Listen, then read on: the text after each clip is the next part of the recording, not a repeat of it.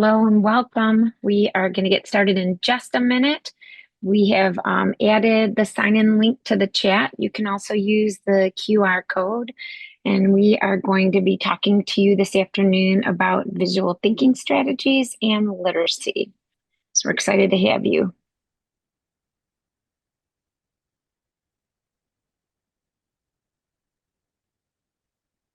All right.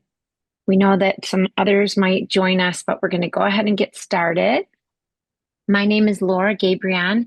I'm a literacy consultant at Wayne Risa, and I'm happy that you are here to listen to our session and to learn a little bit about the way that visual thinking strategies can intersect not only with literacy, but also with making and other forms of creativity. So I'm going to hand this over to Judy.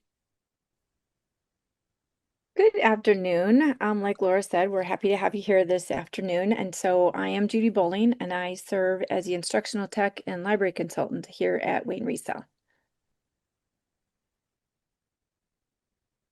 So, if you haven't been exposed to these or haven't become familiar with them in some way, visual thinking strategies are just a research-based teaching method that uses art discussions to develop critical thinking, visual literacy, and communication skills. But the way that we're going to use it today is by intersecting it with our favorite genre, picture books. We just love the opportunities for learning with picture books, both Judy and I. So, by just looking at picture books through this lens, we're hoping that you get some ideas about how to enhance literacy instruction in the coming school year. All right, so we're going to just start out with a little bit of an exercise here. I'm going to ask you a few questions, and then you can just unmute and share as you'd like, or if you want to raise your hand and then unmute and share whatever feels most comfortable to you. But I want you to just look at the picture here for just a minute, and I'm going to ask you simply what's going on here? What's happening here?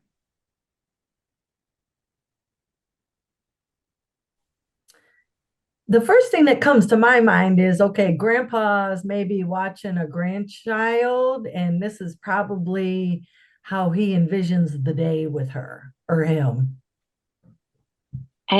Yes, I hear you saying that we're looking at a babysitting situation, right? And Grandpa might envision his day as being exhausted, while his granddaughter is quite active and busy. What do you see that makes you say that?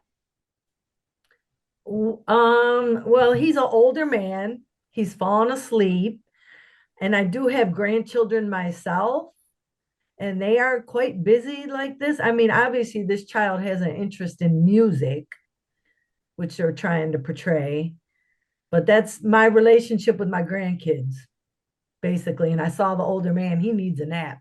And sometimes you can ignore all this if you've been around it a lot. So you're not only seeing this grandpa being exhausted, but you can identify with it yourself as a grandparent that as you encounter your busy grandchildren, they kind of run you into the ground as a grandparent. Okay, so what more can we find in this picture? What else can we find?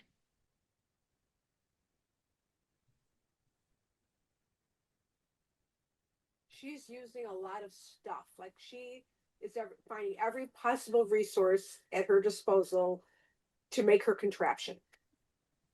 Okay, so you're seeing that Izzy, which is the name of our main character in this story, has found a lot of material, whether she's found it from around the house or found it from the neighborhood, we're not sure, but she's able to create this amazing gadget with materials that she's been able to locate. And what do you see that makes you say that? Well, I look at the creativity, and I look at to me it looks like a lot of grandpa's stuff. So I just all the things that there is, it looks like she's really gathered a lot of. She's just busy. She's busy. Izzy is busy. Yes, Izzy is not only busy in her activities, but she has busily gathered possibly her grandfather's items to create her gadget. The things that she's trying to create and tweak so that it's better. What more can we find?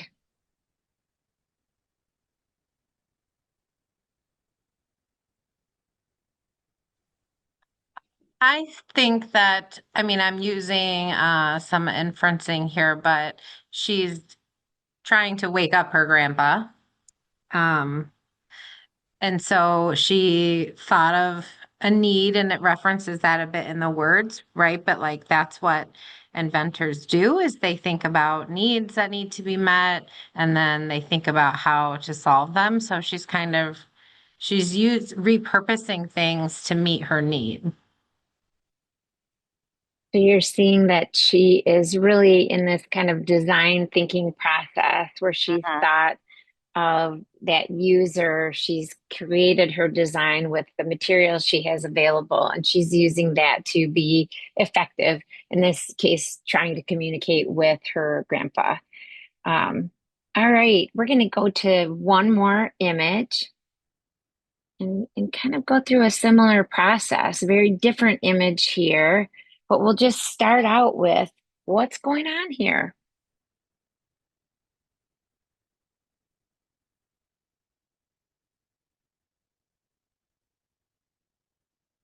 It wasn't intentional that we picked two sleepy elderly people. I guess I could say that I kind of relate to this too. Let me turn my camera on. Hold on one second. Let me try to, let me see if I can. Am I on? Oh, there I am. Hi, There you everyone. are. Hey, Okay, I guess I could relate this to being older too. Maybe, like older people, sometimes they like cats, but she seems to have a thing for frogs.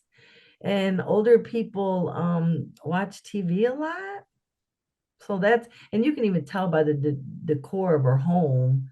She's probably lived in that house probably 100 years, literally. so you're seeing some kind of older, maybe old-fashioned decor. You see this elderly woman who's kind of nodding off to her television show. And instead of being a cat or dog lady, she's a frog lady. Okay, and you already kind of let us know what you saw to say that, but what more can we find? What else do we see in this picture?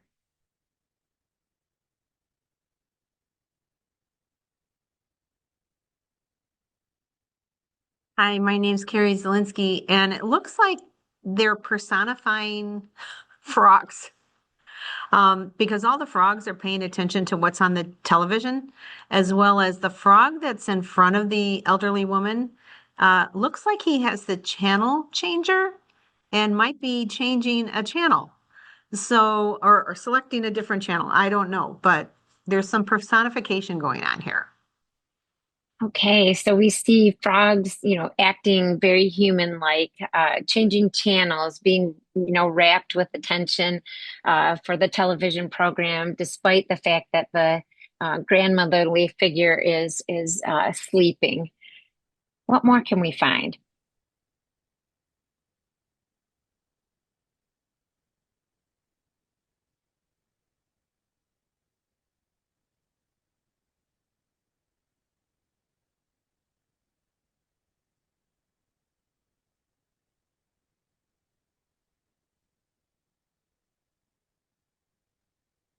The cat, hi, I'm Jerry Scott. The cat Hey. has been kind of overwhelmed by all the frogs. I think he's kind of sitting in the corner, or she is perhaps scared, I don't know, frightened. It's a little bit overwhelming with all the frogs. And I don't know, maybe it's used to having the lap of the elderly woman. So we see the cat kind of retreating, seeming a little bit shocked by what's happening in the room, and maybe being displaced. I usually sit on her lap and watch TV at night, but here now our entire living room is filled with frogs who seem to be taking that place. Okay, so we've gone through these two images. We've gone through some questions about them. And when you think about you as a learner, and I, I was so excited to see many of you kind of lean in almost, really trying to see what the pictures were showing you. As you know, a learner, what were you experiencing? What was happening? What were you hearing, and how did it feel? Anyone wants to add to that?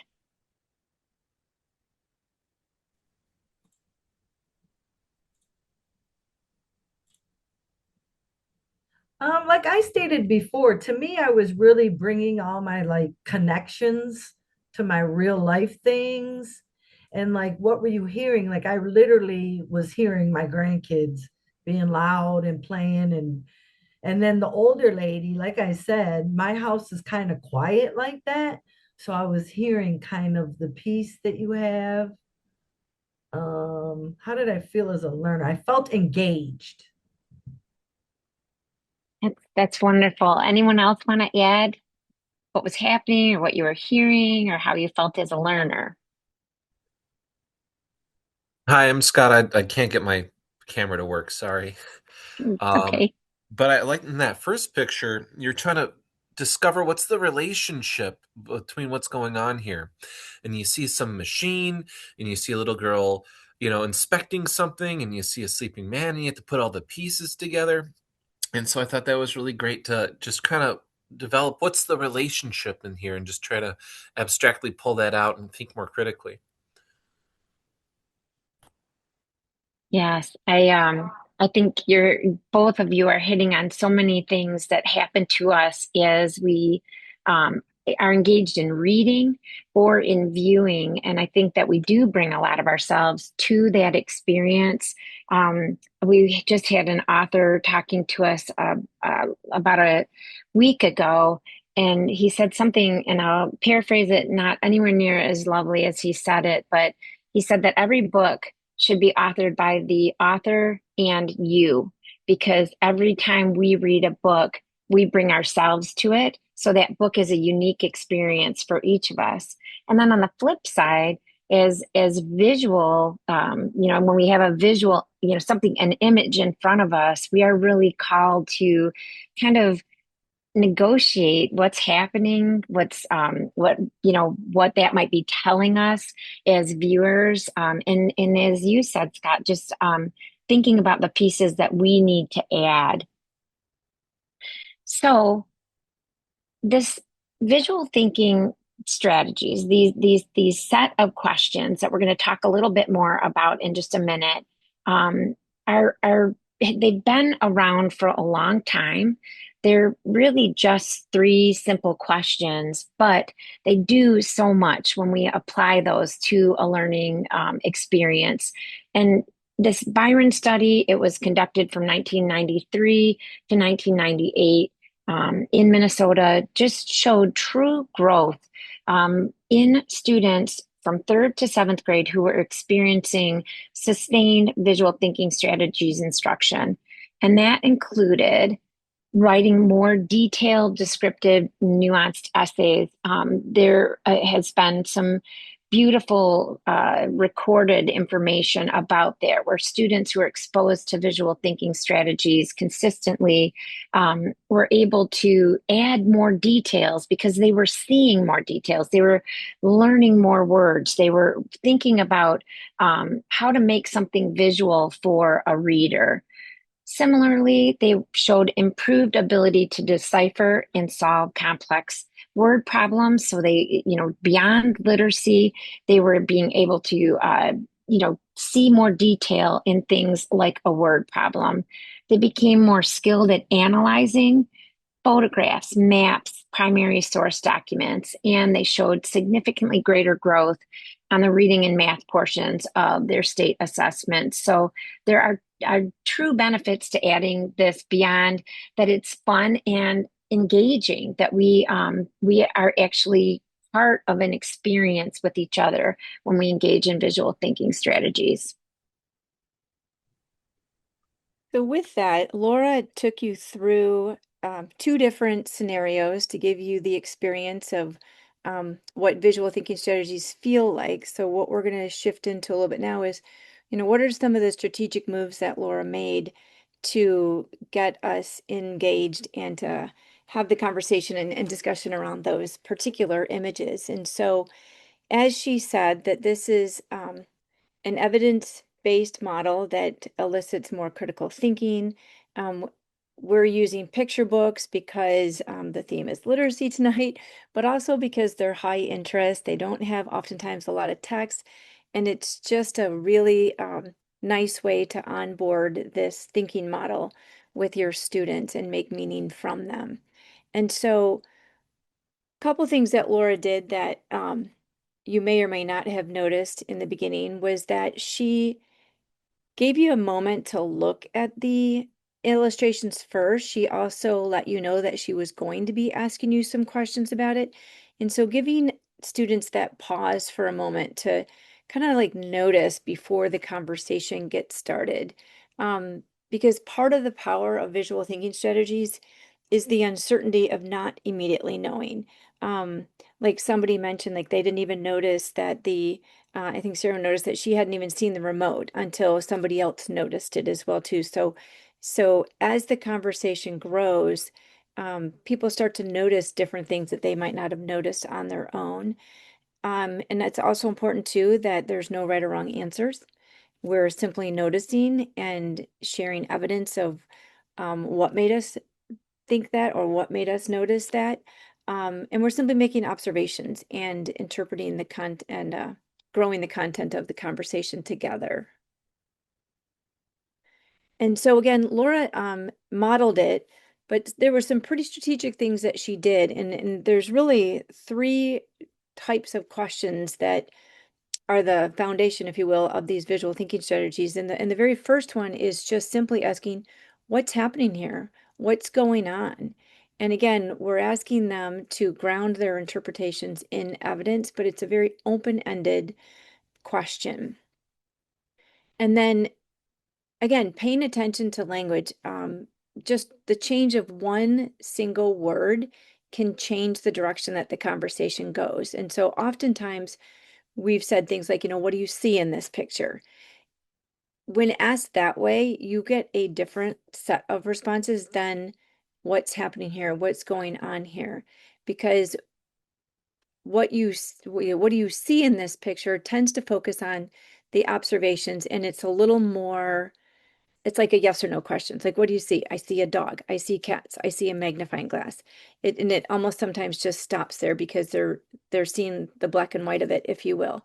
But if you phrase it as what's happening here, what's going on here, it moves them beyond simply just naming something and almost moving into like that inference and the meaning making. So they're noticing that the dog in this case happens to be using a magnifying glass, and we can infer what he might be looking at versus just, I see a dog, I see a magnifying glass.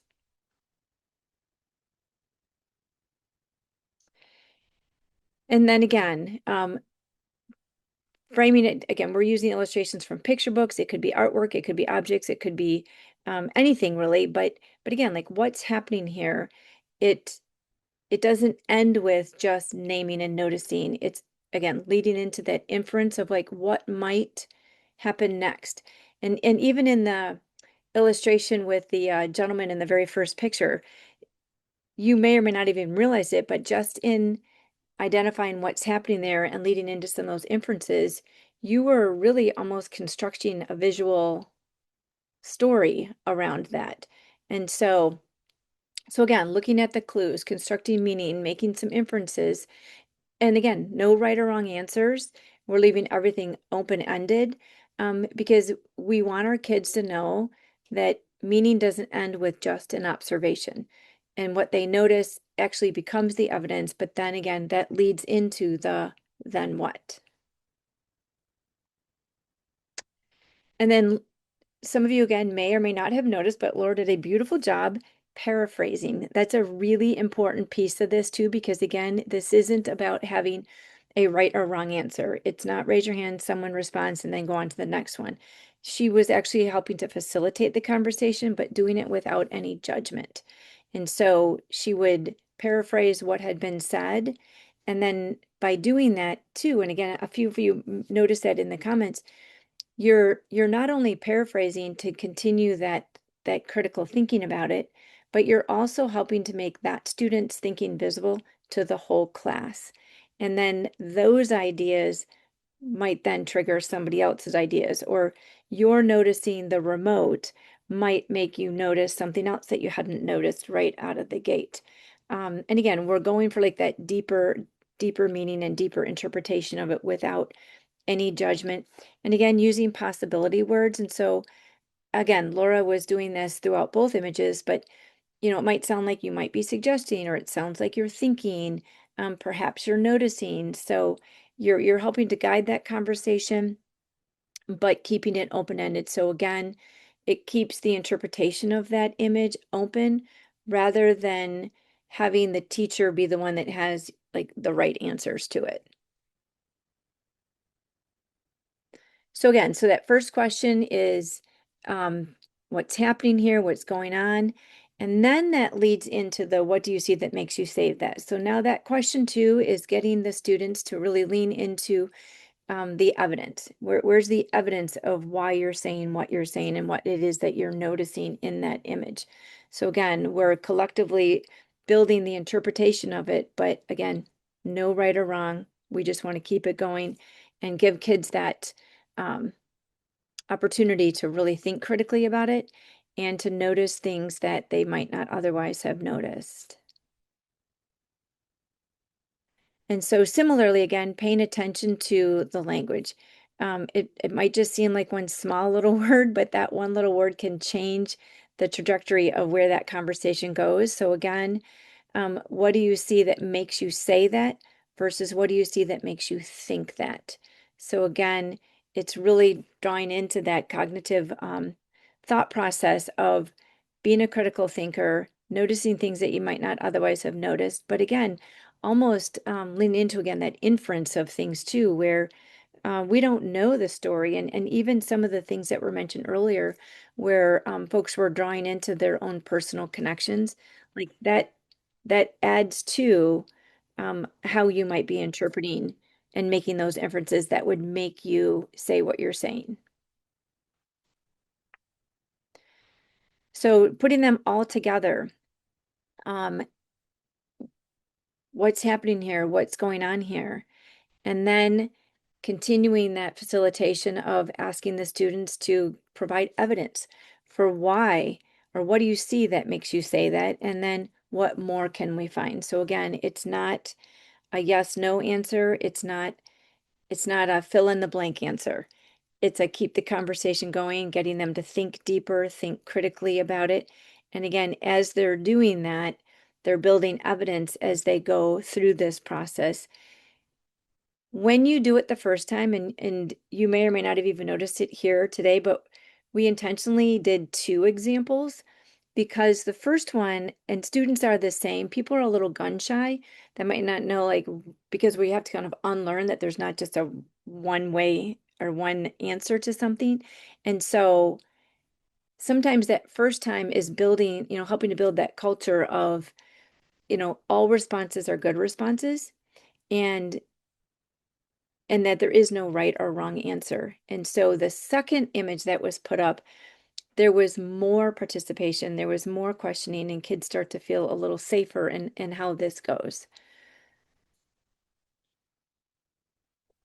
And then finally, so again, paying attention to the language, what more can we find versus what else can we find? So again, framing those questions so that we are not having the kids hit a dead end to the conversation, but we want them to keep going.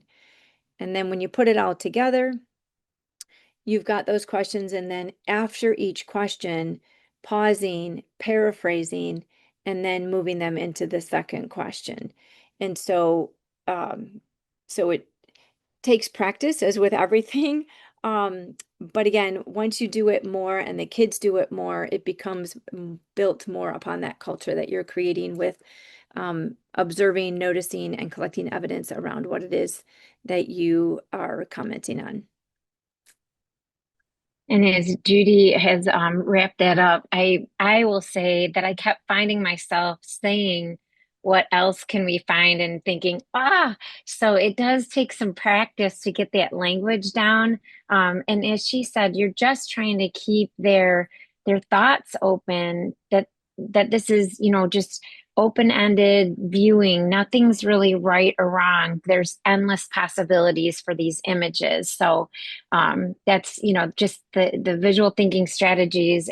I think again it encourages us to collaborate, as some of you said in the chat, because you're listening for what other people are noticing and having that aha moment yourself, and then just you keep building together.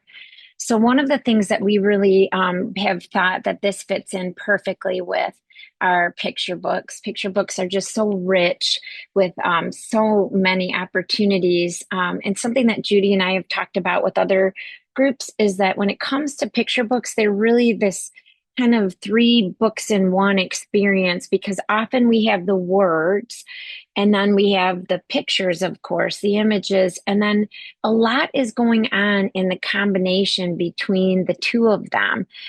So we feel like there's so much to discuss just in that alone. For example, when we think about the word and image relationship, we can have something symmetrical.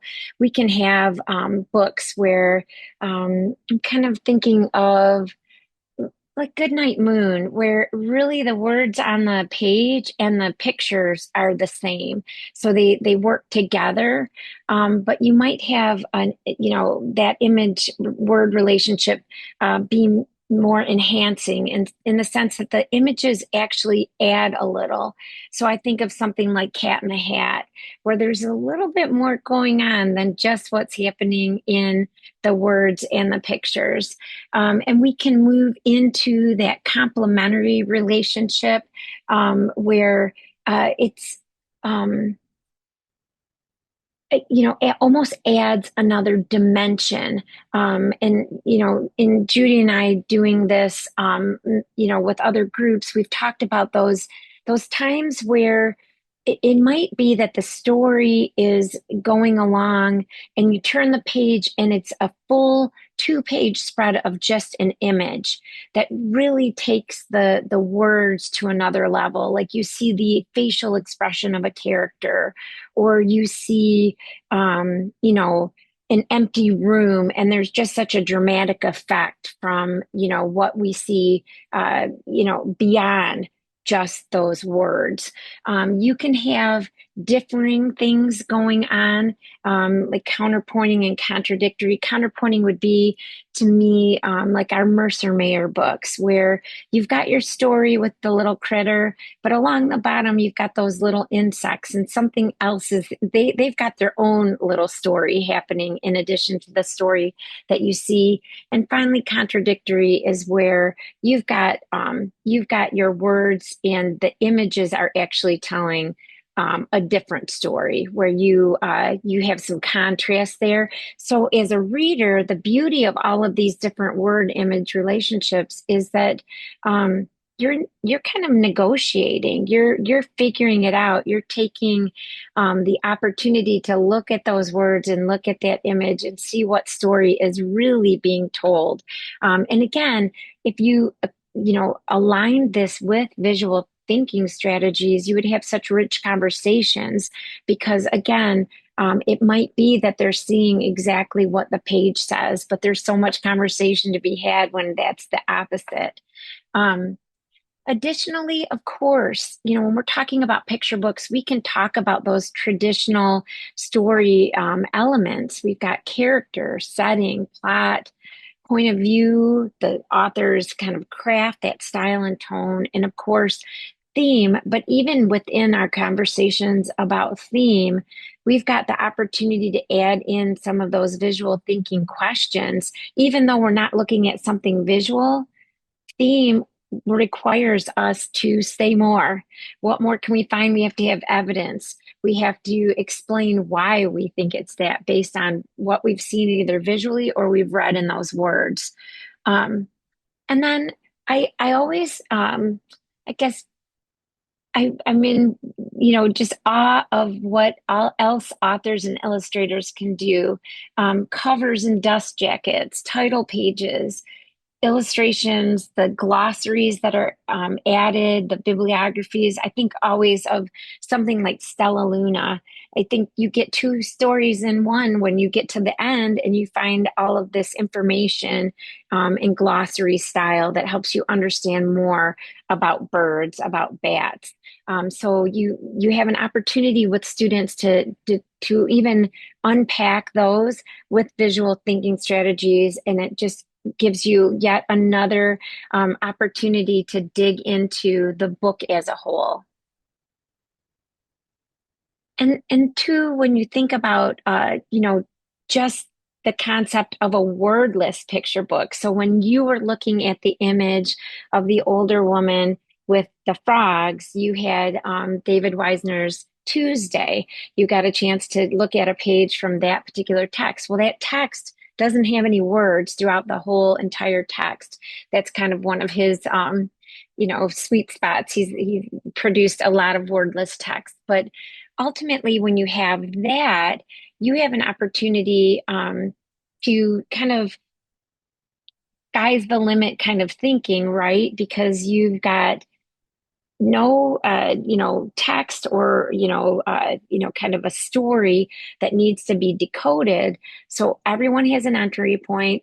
You can strengthen those visual literacy skills by having kids notice things like the details, the sequence, the visual cues. Again, just like all of you, I've looked at that book many times. I don't think I've ever noticed the remote control or the cat. So there's something that just in experiencing it together, we see new things.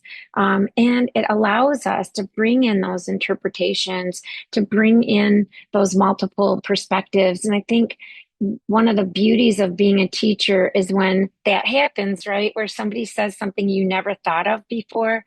That same experience is true for our students. Well, I never thought of it that way. I didn't see that in the picture.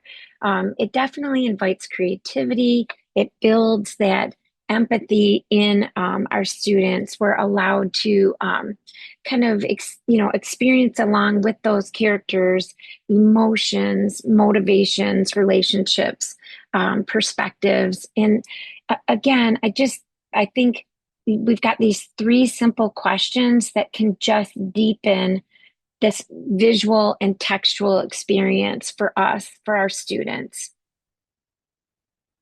So there's some other ways that I think we can use visual thinking strategies, to kind of engage kids in the reading experience.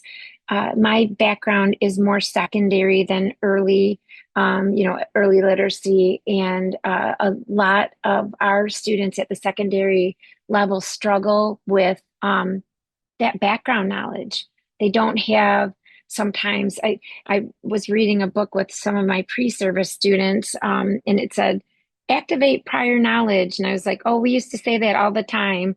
But if a student doesn't have prior knowledge, you can't activate it. You have to build it. So using those illustrations to kind of, bring in, some of that background knowledge. And again, I'm thinking like in a social studies kind of class or in that block in an elementary classroom, maybe it's images that help lay the groundwork for them understanding something like the Great Depression. And we can just simply ask them, what's going on in this picture? I was lucky to see that happening in a sixth grade classroom, and the shock of the kids that the kids in the picture didn't have shoes. It was kind of cold and they're like, oh my goodness, they don't have shoes on. So again, helping them use that to build that background knowledge. We can do it during reading too. It is, if students pause, maybe have them create a mental image and dig a little deeper. What makes you say that? What did you see or hear in this story that makes you say that? And I think we can do it after reading too.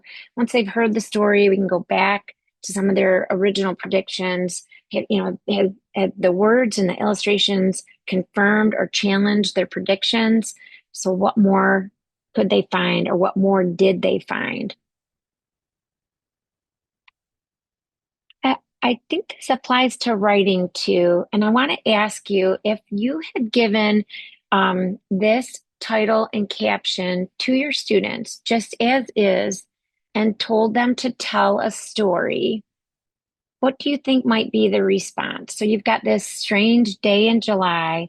You've got a little boy who's thrown with all his might, but somehow the third stone came skipping back. If you had them read the title and the caption, you didn't talk about the picture, you just had them tell the story. What might you expect from your students?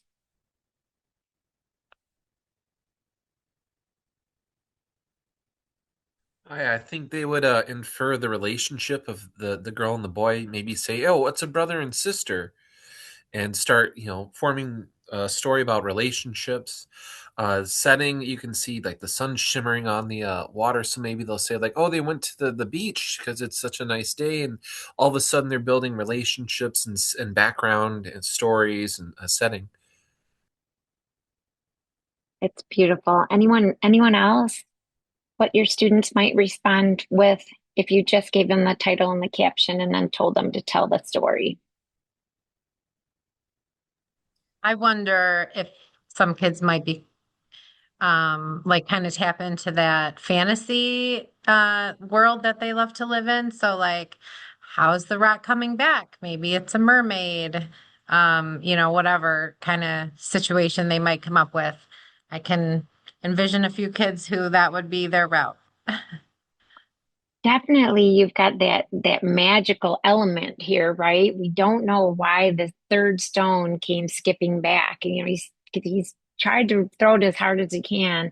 And you've got this, whether it's a little sister or a friend, just kind of wrapped with attention down there watching this, with some kind of, awe. So yeah, well, I think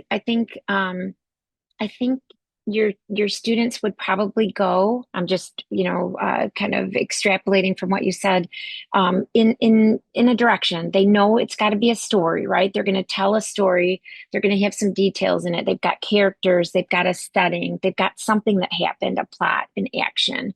All right. So similarly, images can be used as that motivational entry point for writing, and I think often.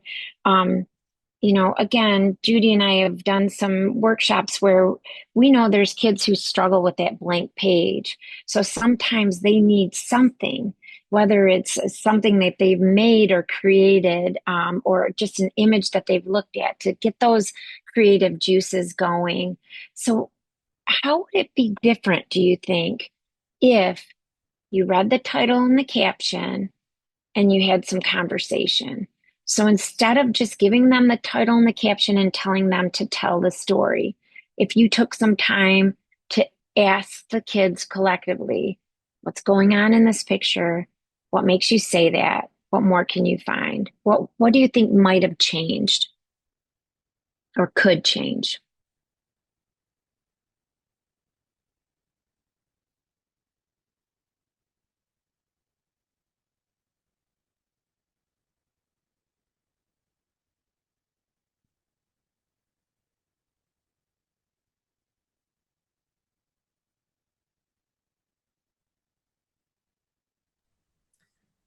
So this is a strategy. I was a reading and writing interventionist, so we would look at big posters, and that's how we would start our stories. And of course, my kids would, in the beginning, you got to talk about the setting, maybe what the problem was. They had to get there somehow. They had to get by the water. You can see it looks as if they are dressed a little nicer. Like I said, then they would have to include a problem. So I don't know if you didn't know there was stones, I don't know, maybe they see something in the water, having trouble swimming. And then, we always had to have a closing. Maybe they called for some adults, or maybe they saved the animal themselves. So they had to have three parts of the story: the beginning, the middle, the end, a problem, and a solution. But we would just do all talking and looking. So in doing that and having that discussion, it stimulated a little bit more thinking, a little more creativity on the part of the students. Anything else that you see that would change in the process if you used VTS as opposed to just giving them the picture prompt? Or some comments in the chat are just that kids would get more ideas. Yeah, I think so too. And I know you run the cost. You kind of have that little bit of a chance you're taking. I have a friend that teaches, elementary level students, and she says as soon as I model the story, everyone has the same story. And she's like, "No, you did not go to Montana for vacation. I did." So she's, sometimes talking about it runs the risk of. That everybody's story is suddenly the same. But I think you can be strategic in thinking about what about the image really strikes you and how can you tell your story. Thanks for saying that, Judy. I can never navigate the chat while I'm doing the slides. It's like chewing gum and walking. All right. So as a learner, again, thinking about the picture books, thinking about the way that we can put this in our before, during, and after reading segments, thinking about how we can integrate the visual thinking strategies with writing. What was happening for you? What were you hearing, and how did it feel for you as a learner?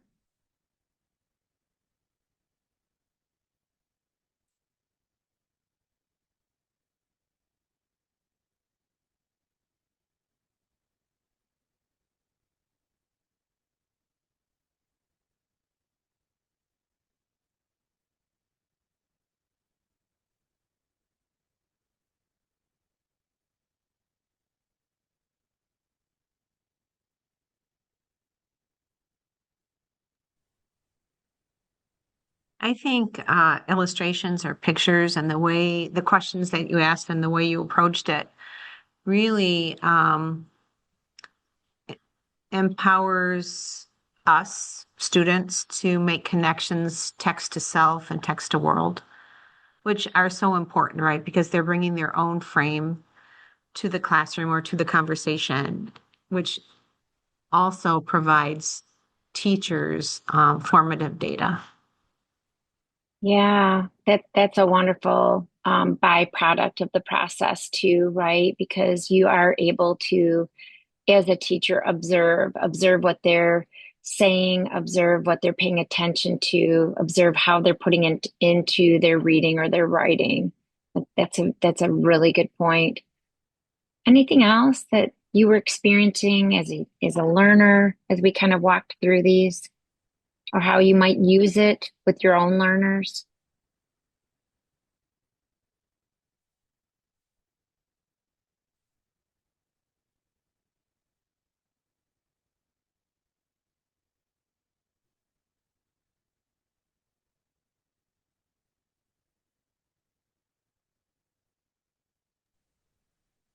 I guess I'll share.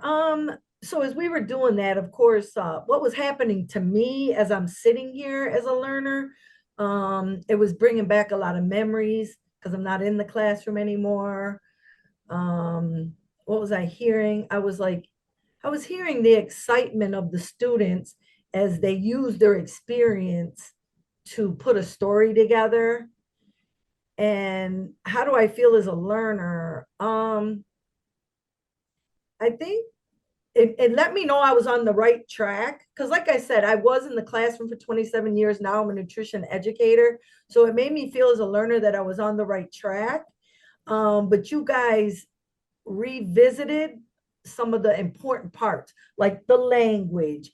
Make sure you include this strategy during your pre, during, and after. So that's how I felt as we were doing that. Yeah, thank you. And it does. It's paying attention to that language. paying attention to that process. And as you guys were pausing, I'm thinking, oh my goodness, it's a Monday, it's the summer, it's 3 something in the afternoon.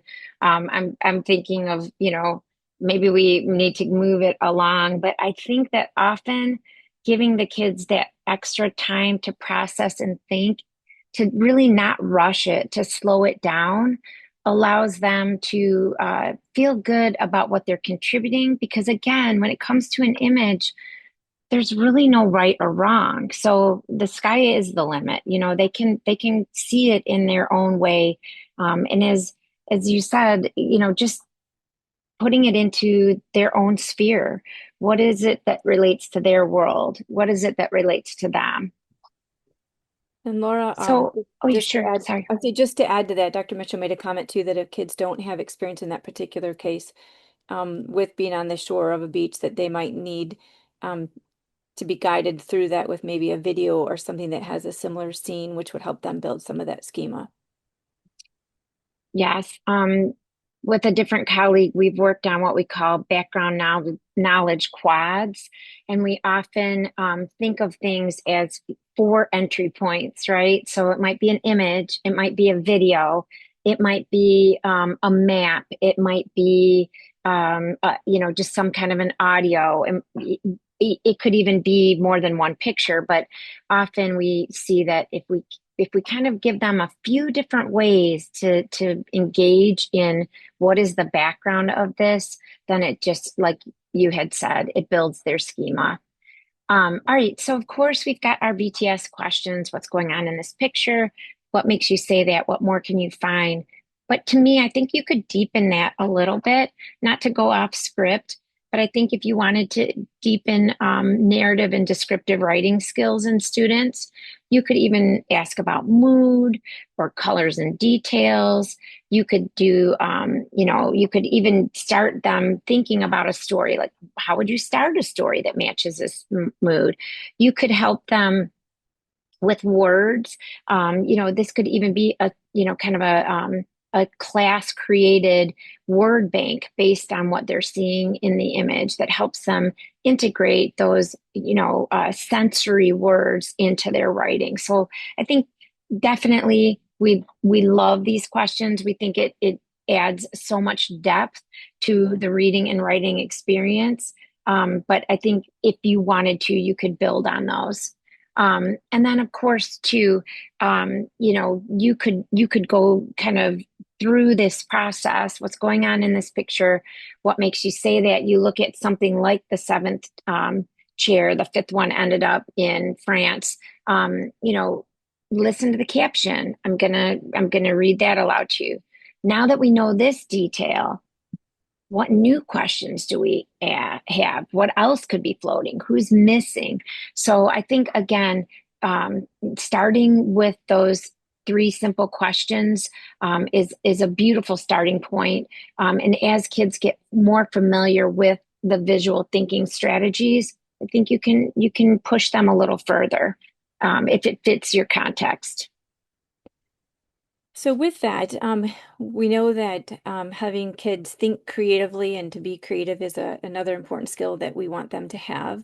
Part of that comes towards building that culture of creativity, and the visual thinking strategies is another tool that you can help to do that. So we know that we don't become creative by just saying, go make something. It begins with noticing, questioning, connecting, imagining. And so through that lens, if you think about looking closely at something like we've been doing all evening, that's about giving us some information.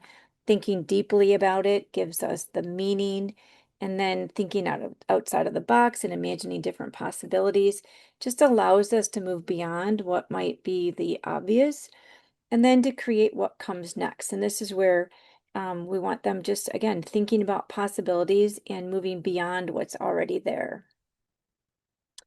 And so, like the questions that Laura just alluded to, again, just getting kids to go beyond just noticing and to get them to start asking questions and to begin, imagining what could be.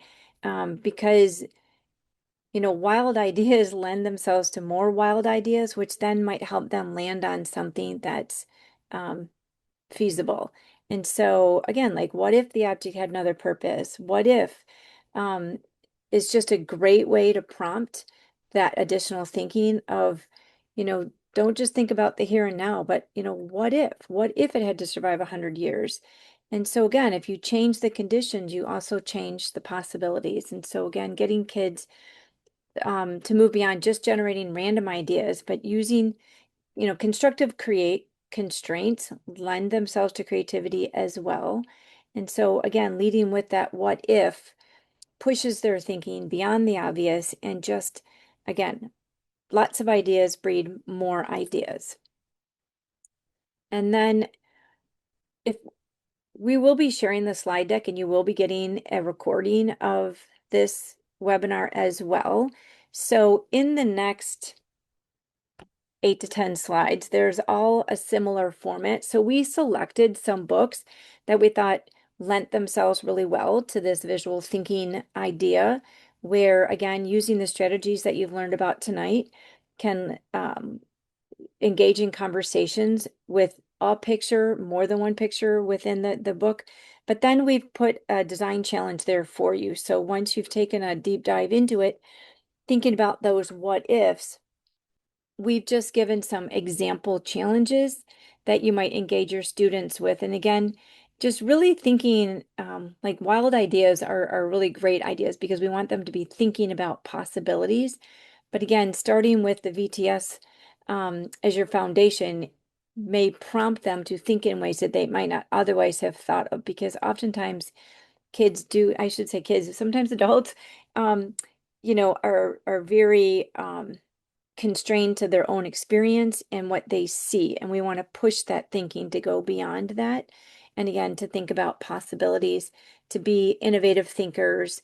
So again, the book becomes sort of like the context, but then we want to engage more like in that thinking process. And a lot of these do lend themselves and then lean into the design thinking process, which gets them to think through the lens of a human-centered approach, think about it through the needs of the user, thinking about and fully understanding what the problem is, but then ideating. And that ideating is where, again, those wild ideas, continuing that theme of no judgment, all ideas are welcomed, because again, those ideas might breed more ideas that then eventually lands on something that you could use. And then if you were doing this all the way through, it could be creating something with a prototype, providing feedback on it, and continuing to go through that cycle, and then writing being a big part of this as well too, through the process and also in that reflection piece of it.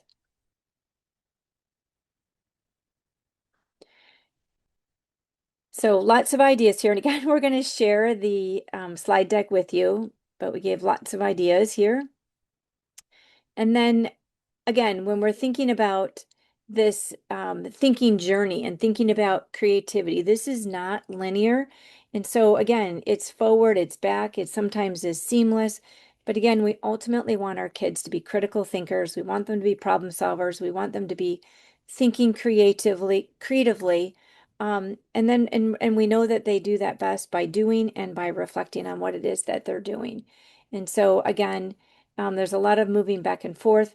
And through this whole journey, the visual thinking strategies are embedded throughout. So again, tonight we focused on picture books, but that strategy can be applied to artwork. It can be applied to objects. It could be applied to prototypes. It could be applied in any context that you are working on with your students.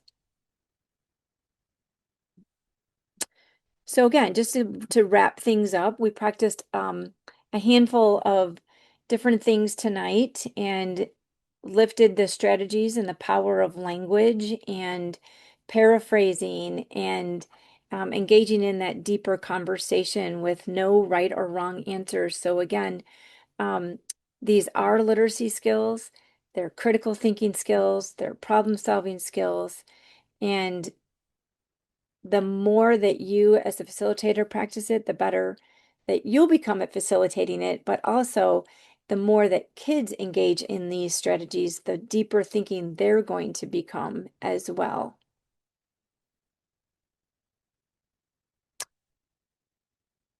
And then with Small is Good, Small is All quoted by Adrienne Brown.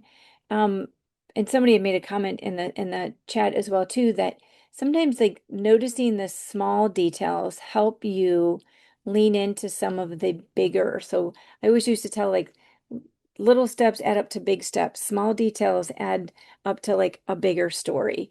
And these strategies can help you to do that. And so, as was noted, that somebody didn't notice this until somebody else mentioned something. And then once they noticed that, it led into something else. And we were very limited on time tonight, but if we had more time and we kept that conversation going, by the end of the conversation around each piece of artwork, we essentially were telling a very lengthy story in the process, which then, if you were to have your students then go back and actually write down their ideas or write down their stories, and you continue to build this into the culture of your classroom, you will see, and that's what the research has shown, is that in the beginning, kids tend to write by observation only. I see this, I see this. But as they practice these strategies, the depth and breadth of their writing grows, the details grow, the evidence of what they're writing about grows, the more colorful their language becomes. And so if this is something that's new for you this year, we would just encourage you, as you probably already do, is to, look at the artifacts of your students from the beginning of the year, mid-year, end of year, as you engage in these visual thinking strategies. And then we've included a few resources here for you. And so if you're not familiar with the Promoting STEM Through Literature project through REMC, all of these books lend themselves to maker-centered learning and STEM. If you look at the covers of the books, they may not jump out at you as a STEM-connected book, but they're very rich in content. Their illustrations are beautiful, but the theme around all of these is innovation, invention, creativity, thinking differently, thinking about possibilities. So if you're looking for some starting points beyond the slides that we've already shared, this might be a good place to start as well. And then we've linked to some different resources on this next slide. And then Laura mentioned wordless picture books. So we put together, there's a lot and they're beautiful. So we put together a document that just includes a list of visual thinking strategy or wordless picture books that you could use also to get started.